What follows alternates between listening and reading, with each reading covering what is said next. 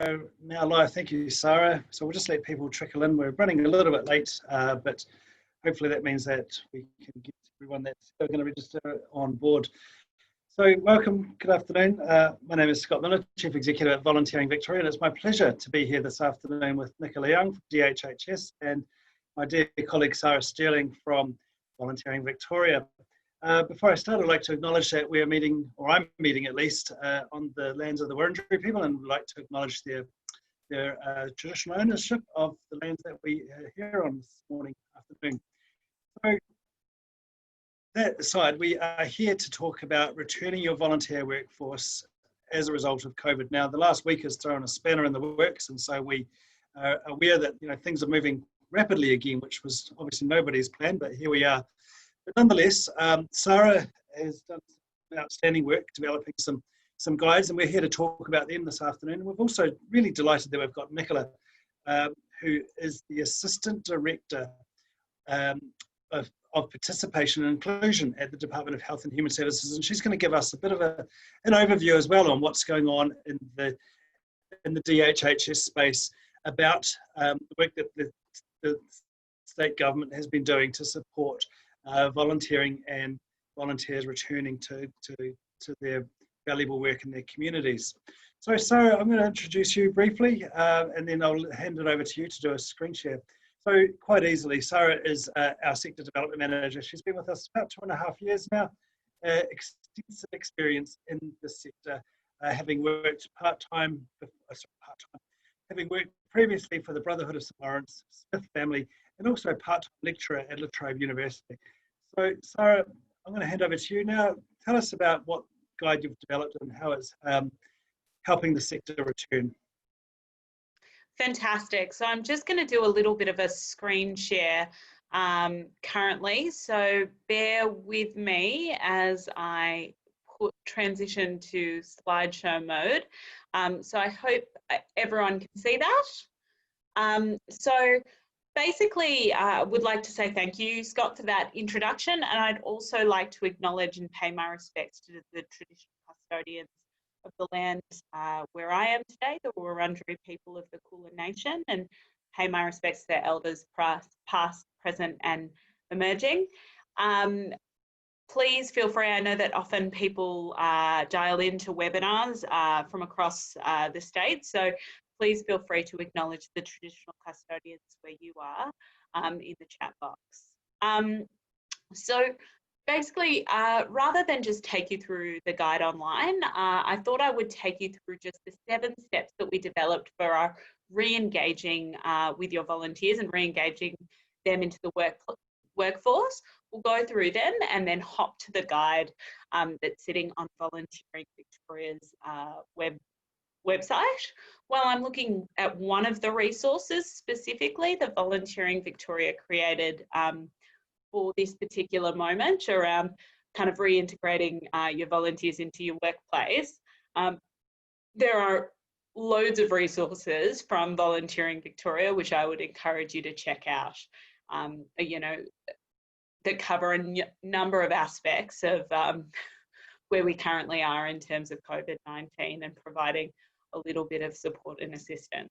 So in this re-engagement guide, which we really did our best to develop with feedback from the sector, so we are always talking to our members and volunteer managers who manage programs about what is going to be useful and what information they need to kind of convey back to their workplaces. We developed these 7 steps to re-engagement with volunteers, noting that often as an advocate for volunteers in your organisation, you have to be the one who's guiding your organisation's decision about when and how to reopen and how to make sure that you keeping your volunteers and any clients that you service safe at the forefront of everything that you do. So these 7 steps are as follows. So first and foremost, staying up to date with Victorian government guidelines and restrictions. And we'll go through all of these steps in detail. Then assessing your program status and the impact COVID-19 has had on your operations. Determining your priorities as a volunteer manager. Assessing your risk using a COVID-19 risk register. redesigning your volunteering programs, reintegrating and recruiting volunteers safely, and then commencing delivery of your priority programs or activities.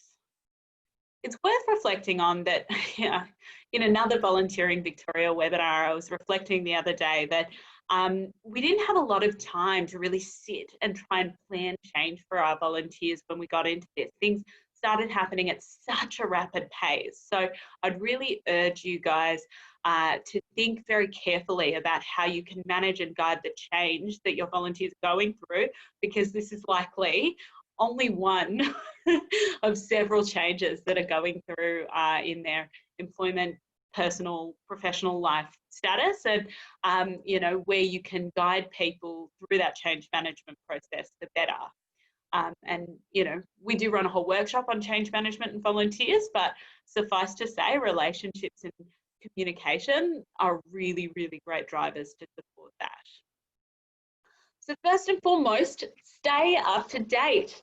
There are a heap of resources from Safe Work Australia, a heap of resources from DHHS, and a number of specific links. And I look at the DHHS website sometimes and I'm so overwhelmed by information, because Nicola's team has done such a good job in curating lots and lots of resources for community sector to be involved with. So, you know, it's important to know that there are different breakdowns. There's one on, you know, up to date on restrictions. There's one specifically for health services, general practitioner guidelines. There's information specifically for community services, but also worth noting that there's information specifically for the aged care sector, the disability sector. And as we know, volunteers support every facet of Victorians' life. So it's important for you to make sure you're having a look and checking that all of those resources are also up to date. Additionally, there is information, a volunteer-specific resource. And just on Monday, Not-for-Profit Law published a resource around managing volunteers' return to the workplace.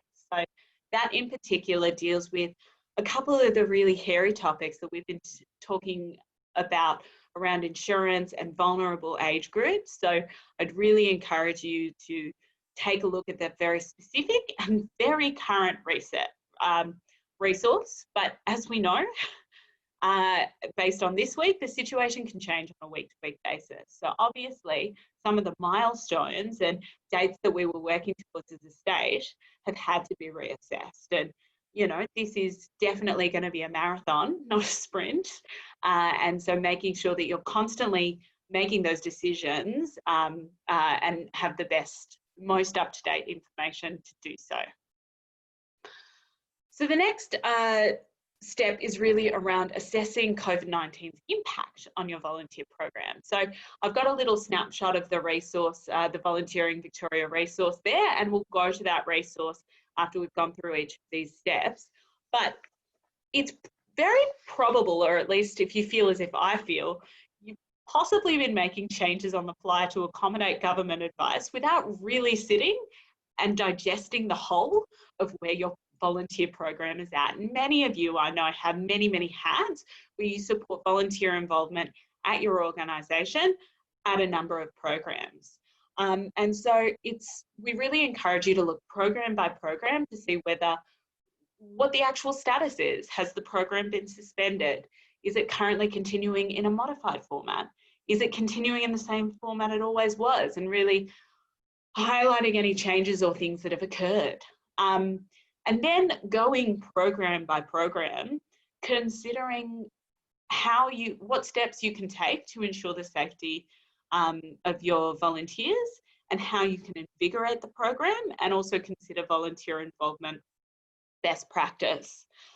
It's so rare that we have the time today to assess where things are at, and as a peak that supports best practice and quality volunteer involvement, we can't help but encourage you to take the opportunity that if you're assessing the method that your program's being delivered, to make sure you're revisiting those best practice principles of volunteer involvement, the national standards for volunteer involvement, which are available for free on the Volunteering Australia website.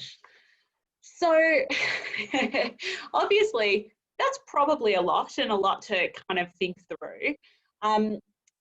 So it's really important to have a look and determine your priorities. You know, I imagine you guys, if you're anything like me, have a pretty long to-do list. And so it's really important to think about what's the biggest priority for your organisation in terms of continuous service delivery and where you might like to focus your efforts first. So I'm reminded of the old adage about how do you eat an elephant? Well, one bite at a time. And as you can see, I'm a big fan of Parks and Rec, but you know, it's important for you to put on your hat as a volunteer manager, but also to consider your ethical obligation and your duty of care for your volunteers and clients. You know, if you're still working from home, should volunteers be back in the office, and can you adequately support them? And how can you continue to deliver the program potentially in a modified way? You as a volunteer manager are the advocate for your volunteers' best interests. So then it's really important to go through a process of assessing risk. So looking what the risk is to the organisation and what can be done. And this should really be considered on a program by program, task by task basis. And it's worthwhile considering whether or not you can perhaps engage a critical friend or a partner or a colleague to help you with this interrogation process. I've had a couple of aha moments as I've been talking to colleagues or thinking about how different programs and workplaces might reopen, and there is so much to consider, whether it's the movement of physical goods that aren't easily wipeable down. So I've spoken about this in the context of a library and what that means for book quarantine, and if we're sharing, you know, book resources, do they have to have a waiting period? Or, you know, even considering the notion of contact tracing, having a pen. You know, many of us would consider routine, I'm sure by now. I went to a cafe for the first time the other day and was asked for my name and number. But if you have a sign-in sheet that's unmanned, that pen might be going through multiple pieces of multiple individuals, and therefore there is a risk associated with that. So in the resource that we'll go to just a little bit later, we've provided kind of two types of different risk registers. Because obviously one type of format or template doesn't necessarily gel with everyone, but it asks you to consider task by task, risk by risk, what the likelihood is, and what measures that you've put in place to make sure that you are meeting your obligations as an organisation. And this document is actually really, really important. It's not just about kind of a work list or a task list for things that you actually have to undertake re-engaging your volunteers, but this documentation is really key and will support evidence that you've reduced the risk to the best of your ability as an organisation in case, you know, worst case scenario that there's a COVID outbreak in your organisation. So it really, really is important to be documenting this stuff. And while it can sometimes feel a bit, oh my God, there's so much detail and so many things to consider, again, we've got to go back to our old adage of, you know, eating the elephant one bite at a time. Another thing that's been suggested to me is a really, you know, specific walkthrough. You know, pretend you are a volunteer and assume you are infected with COVID, and think about what you're touching, where you're speaking to people, and go through an ordinary day of volunteering.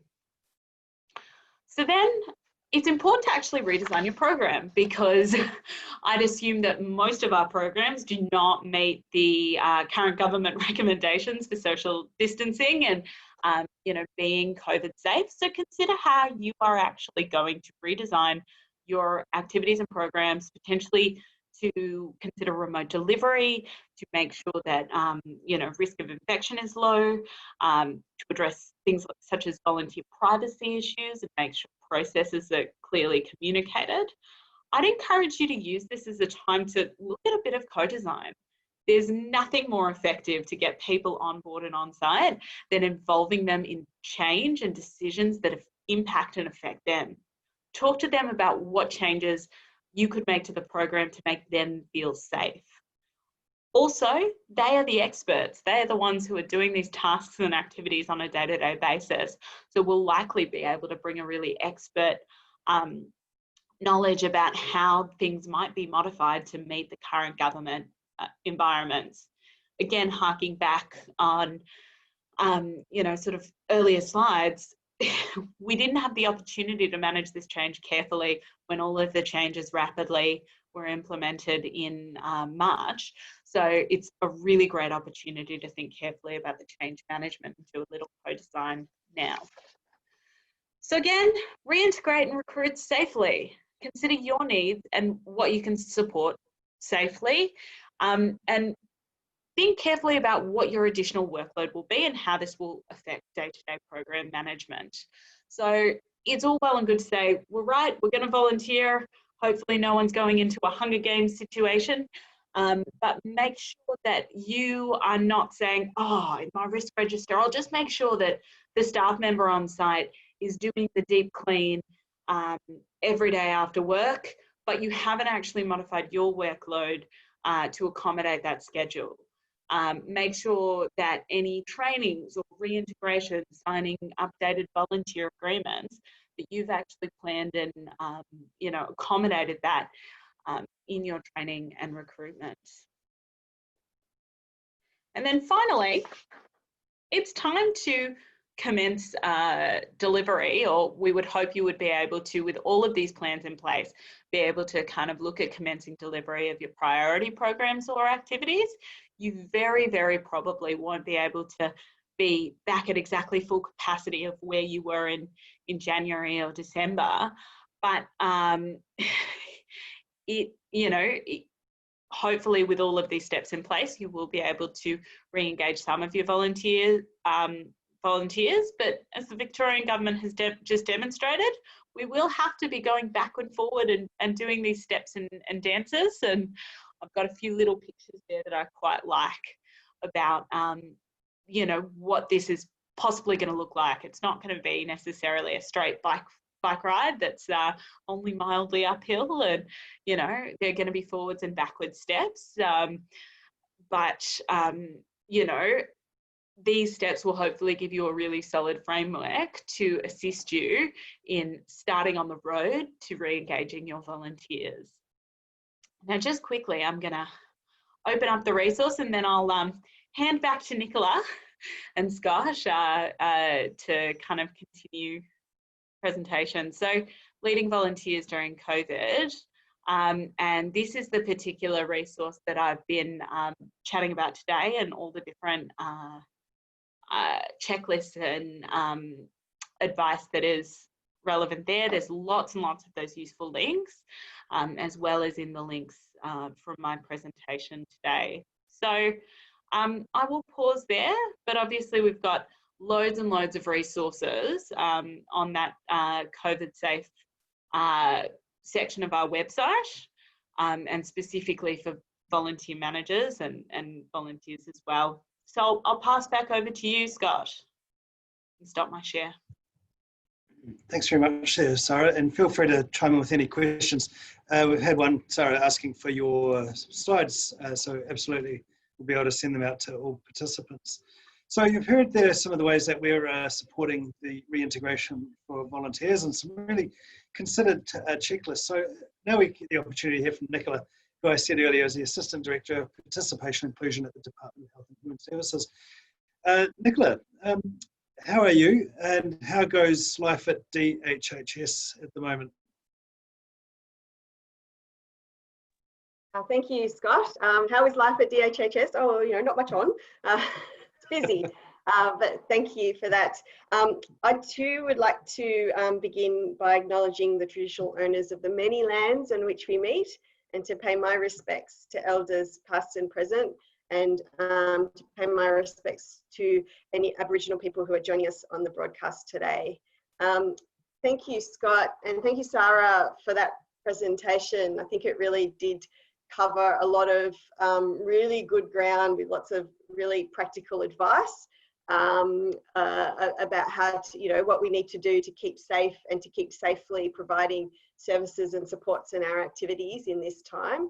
I really do encourage that, and I think some of the work that we've been doing for the government can help build upon that. So I guess I'd like to just say, certainly what we've noticed and we know is to acknowledge the response of Victorian volunteers over the last 6 months, which has been truly inspiring. We've had so much outpouring of support following bushfires and now responding to the COVID-19 pandemic. And in that time, we've seen many organisations in Victoria adapt their services. So, for instance, moving to online support, contacting isolated people via phone and online, and providing activities through digital technology. Or, rather than, changing workplaces to, say, providing home deliveries of food relief. Or enabling collection of vital goods. So the actual response to the situation we've been in has been fantastic, but we do need to acknowledge that the physical distancing measures and the restrictions and the advice around isolation and the need to for vulnerable Victorians has been incredibly hard. And that many organisations have had to reduce or cease their programs to protect volunteers and community members, and that organisations are seeing reductions in their volunteer numbers. So that's a concern, and it's something that what's great about this webinar is giving that practical advice about how you can get going again, so that we can continue to provide the services and supports and activities and engage with our communities. So I'm just going to do a little bit of a chat about what we've been doing in DHHS to support volunteering involving, or is related to volunteering involving organisations. I guess probably one of the first things we've been doing, and Sara noticed, I acknowledge this, was around information and guidance. So yes, please do visit the DHHS website, and I think there is, if you go to www.volunteer.vic.gov.au/COVID-19, there's a volunteer fact sheet. So this fact sheet, the purpose of the fact sheet is something that you could print off to give to volunteers, particularly those who are concerned about whether they can volunteer and what they need to know. So just encourage you to have a look at that, and that's a ready-made tool that you can provide, and we'll keep updated and provide guidance as the restrictions change. But really the key message is we don't need to stop all volunteering, we just need to change how we go about our vital work in order that we stay safe as we do so. So I really encourage you to have a look at that. The department's also developed a number of COVID-19 sector plans, and these are developed regularly and updated as the health advice and restrictions change. So they're really designed to support detailed pandemic response planning and to enable the ongoing provision of services to vulnerable Victorians, as well as while we keep workers and service users safe. So there is a overarching community services sector plan, as well as some sector specific plans that sit underneath that. So for instance, for the disability services sector, as well as neighbourhood houses. I'd really encourage you to have a look at those, because the advice is general, in that you can be applied for all organisations. That's some really good detailed guidance about how to stay safe in these times, and might give you some guidance about when you are developing your plans and your response plans and thinking about your risk management, about how you might go about changing your service delivery and doing so safely. So I really encourage you to have a look at those if you haven't already. Another area I think that government has moved on is the government has, as you're probably aware, made a lot of investments to support the community in this time, and part of those investments is supporting community organisations to provide online service delivery and supports. So we've seen there have been major packages of support for mental health, to support the mental health of Victorians, people with disability, and also to support Victoria's multicultural communities. And within those packages, there's a myriad of investment, but some that I just wanted to mention. So in mental health, we have delivering a community activation and social isolation initiative. So this is an initiative that is acknowledging that some of the COVID restrictions do mean that some people are experiencing loneliness. Of course, loneliness is not a new issue, but it has been in some cases exacerbated as a result of the COVID restrictions and people becoming increasingly socially isolated. So that initiative has two major elements. One is a phone line attached to the COVID-19 hotline, where if people ring up and say that they're feeling lonely and need some support, that they will be transferred to talk to Red Cross, who will do some initial psychological first aid, triage their needs, and then connect them to an organisation in their local area, often likely to be their council or another organisation, and their role is really to connect people with community organisations in their area who can provide a range of support. So practical support such as, you know, do you need someone to go and do the shopping or walk the dog, as well as emotional support, or maybe it's emotional support, you know, the wellbeing phone calls and the check-ins, or the social connection activities. So connecting people with, you know, local groups who are interested, say, in starting a book club or doing online exercise classes, for instance, or chess. So really, we know that there's already a lot of great activity and work going on in local communities, and through local community groups and volunteers and neighbourhoods who are looking after people, and really trying to harness that and coordinate that to connect people who are isolated and lonely. And so we're looking to stand that up in the coming days, so from next week. And so we can provide some more information about that through Volunteering Victoria as well. So that's one initiative.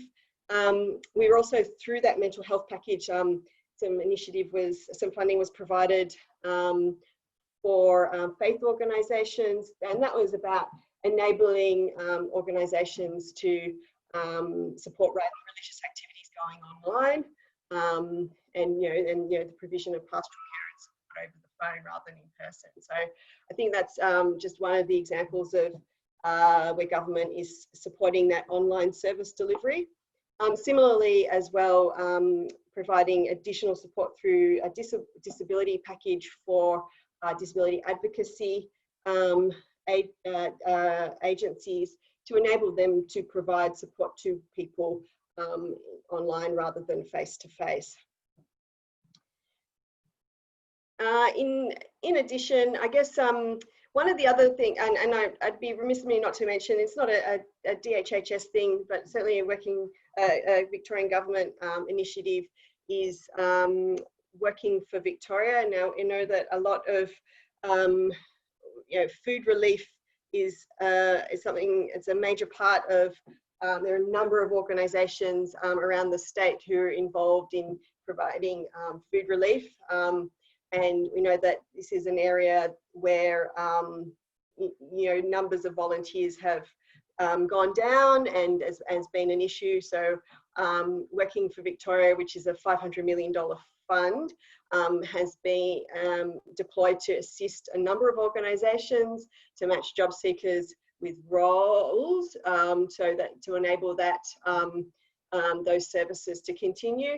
Obviously, that's time limited and it's not intended to replace volunteers, but it is about acknowledging that in order to keep services going, that there may be a need to supplement that workforce for a time being.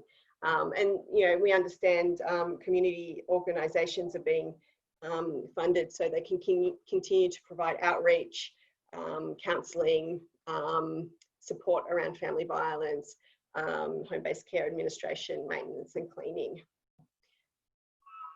Other areas as well that the government is providing support. So there's been a initiative to support the creative industry, including some grants. So we understand that over $2 million worth of grants have been awarded to almost 400 Victorian creative workers, organisations and micro businesses. And that's about ensuring that we safeguard our creative sector and keep our creatives working as well. And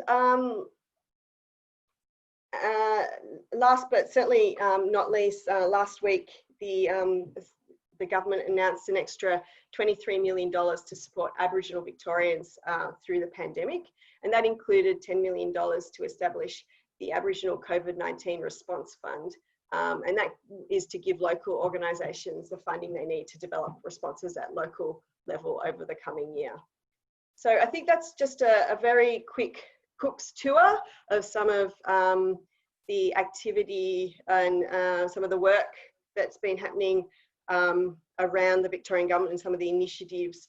As I said, I think it's really great that Volunteering Victoria has put this webinar on, some really great practical advice from Sara there, and encourage you to get on the website. And yes, and we've just got to keep going.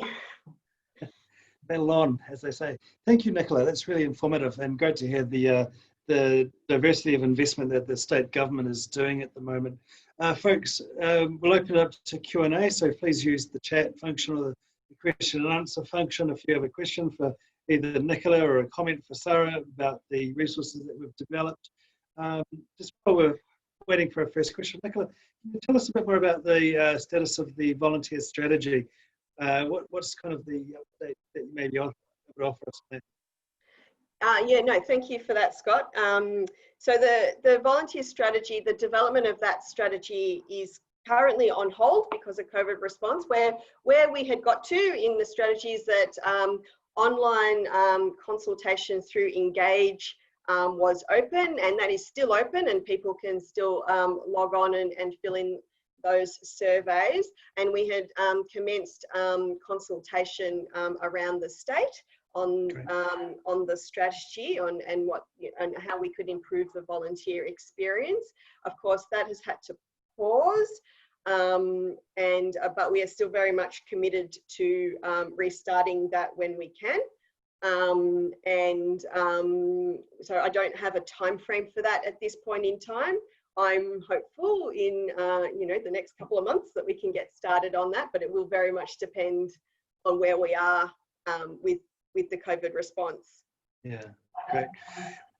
Will there still be an awards this year for volunteers at the Premier's Awards? Have you heard any more about where that's at? I have not.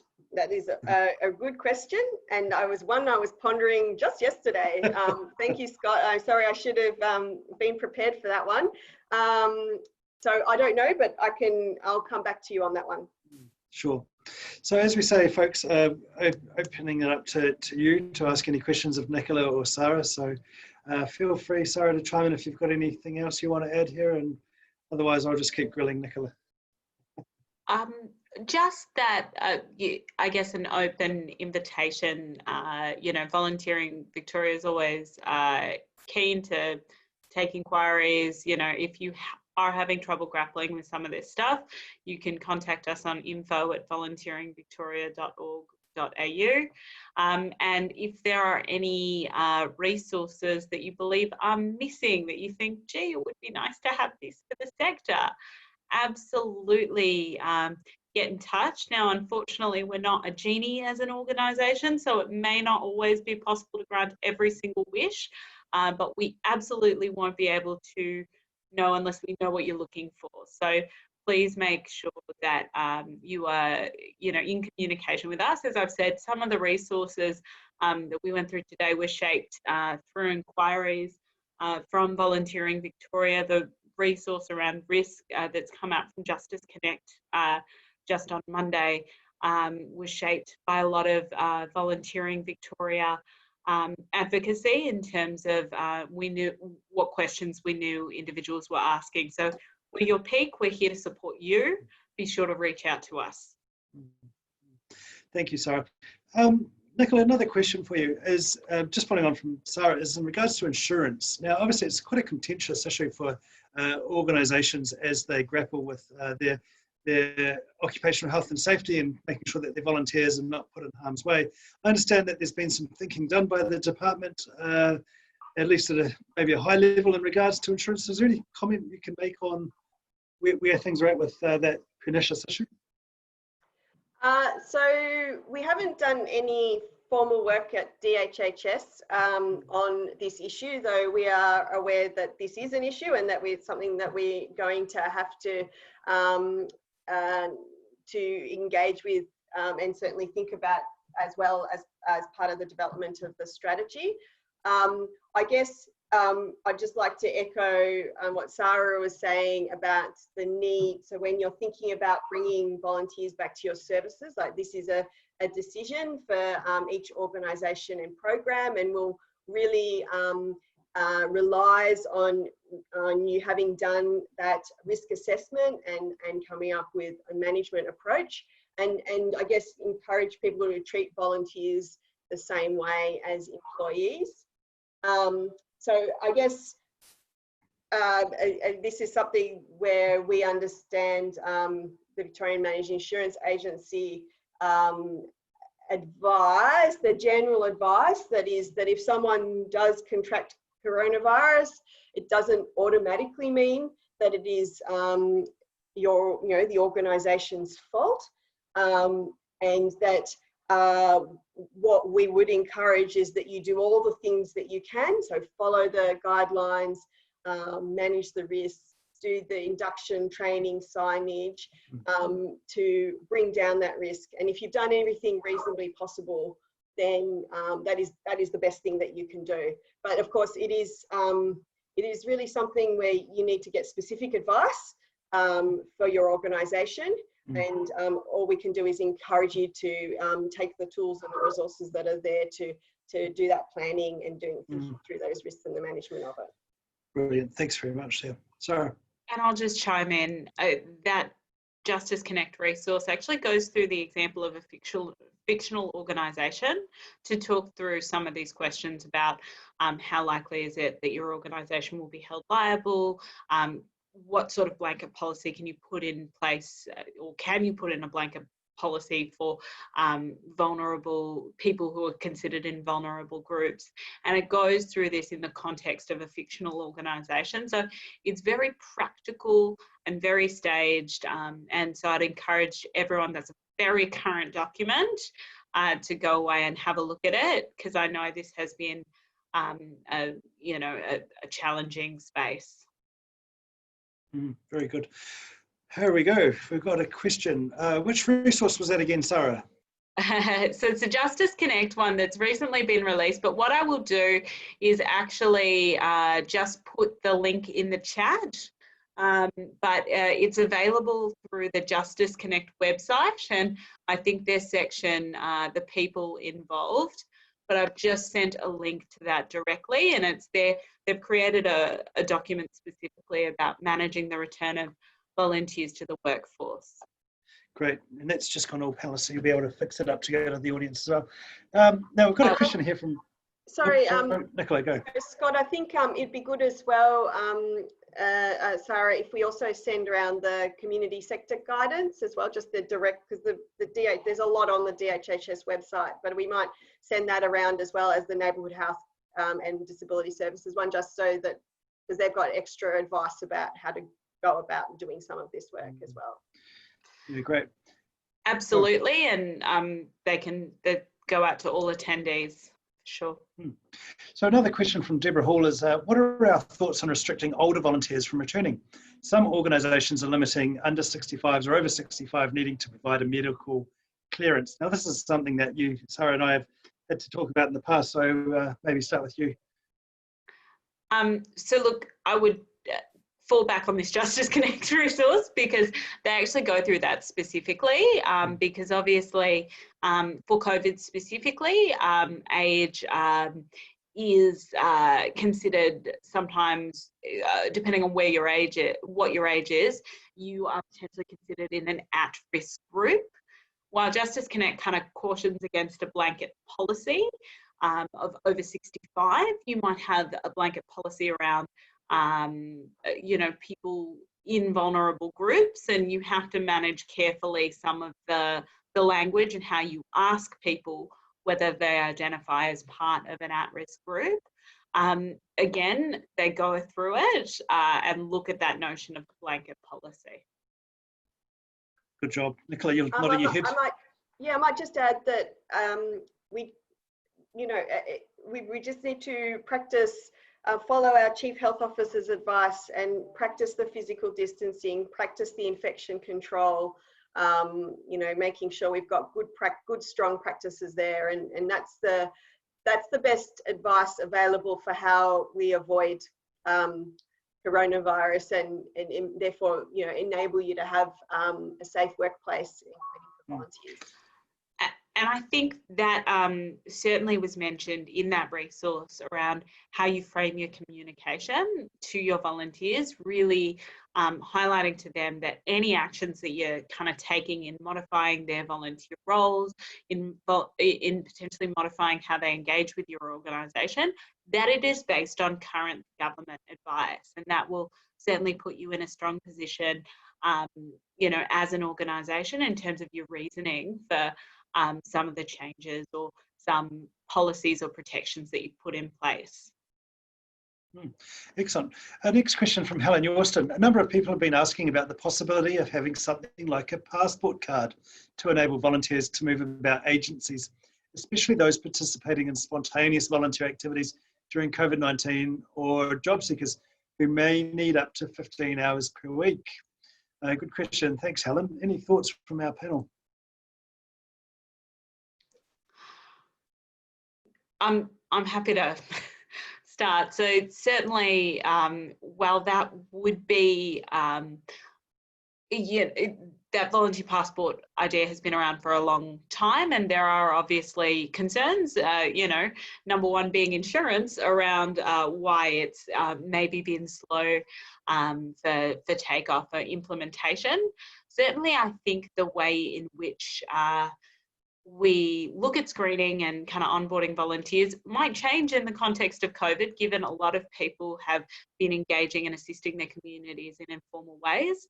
I was talking to someone in the UK last night who was telling me about an app to sort of assist with informal volunteering and kind of management. So I don't think it's out of the question, but certainly in a heightened risk environment, some of these ideas like a volunteer passport will need to be kind of carefully considered.